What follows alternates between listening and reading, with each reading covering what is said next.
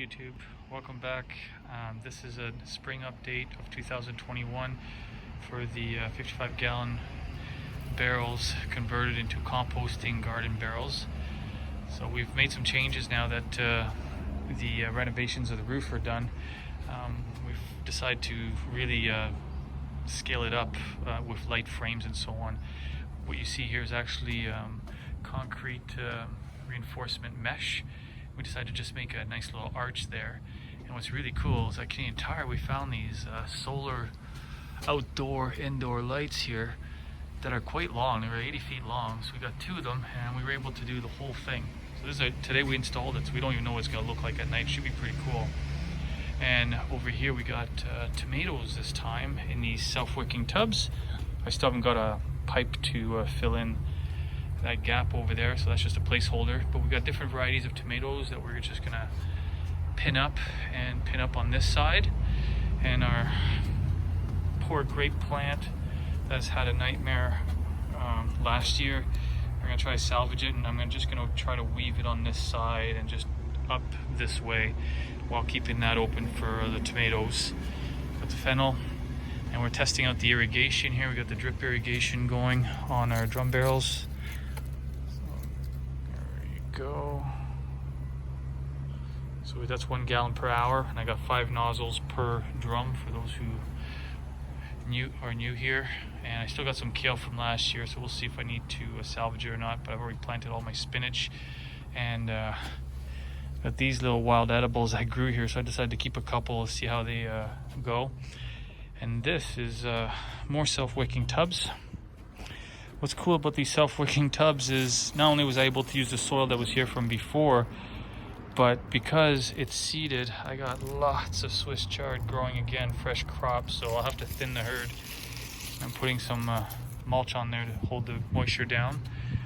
And here are all my herbs that I've transplanted from other crappy pots, and I've installed drip lines along each one. So all of these are all going to be different kinds of herbs.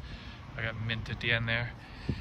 So these two are all Swiss chard for sure, and this one's most likely gonna be Swiss chard, but it looks like I may have some sort of either zucchini or maybe cucumbers from last year. I'm not quite sure what these are turning out to be, so we'll wait and see. I mean, it's exploratory. And then I just planted these. I decided to use what I had left from our previous house as far as irrigation, so it's not the best nozzles, but they work, and it's the pressure that counts. As long as I got enough flow coming down to these, I'm pretty happy. Okay, it's just drinking away here. That's pretty cool. What do you think, bud? Not bad, eh? Yeah, try not to step on plants. Anyways, on with the tour. So I planted a bunch of spinach today and some lettuce, as well as 2 different kinds of zucchini here and one here, so that this one can kind of just hang out this way. And then the cucumber plants, I'm going to weave them up the trellises here that I created from that concrete reinforcement mesh. So I got all cucumbers here, and then zucchini. Let's see how that turns out. We got some ginger there, and the cats actually ate all of it. All the greens that came off it, the cats ate it. Kind of cool. So that's kale from last year. It's starting to flower, but this is really good. So I'm probably going to either freeze this or dehydrate, because I make my own green powders. And dehydrating it is very cool, because you're going to see some videos on that soon. And then all the strawberries I had in those crappy pots, I transplanted to this garden barrel. So there's a lot of moisture and a lot of fertilizer in here. So I'm expecting them to thrive. I really had to push them through these holes because they already had an established root system. But there's still right now there's a lot of fresh growth going here, so I was worried that I was going to crush the actual roots. But man, these plants are tough, and they're already starting to thrive to jump back. So I'm happy. I'm sure I'm going to get lots of strawberries here. But this is what it looks like from the other end. Got the trellis there, very affordable. The irrigation is working perfectly everywhere. Just a little touch-ups I got to do. And then over here we got the worm farm. So I just compost a lot of kitchen scraps in there, and then I take the worm castings and make a compost tea that I add to the barrel on a regular basis. So that's going to be my method of extra fertilizing. besides having the composting and the worms already in here.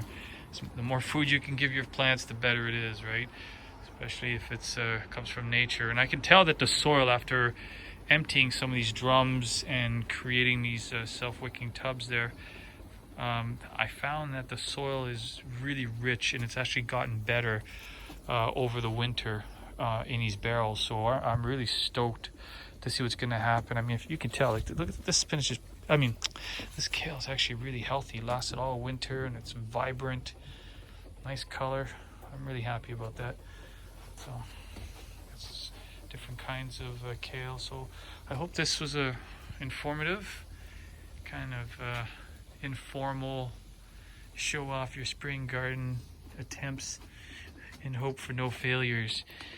But anyways, enjoy. Thank you.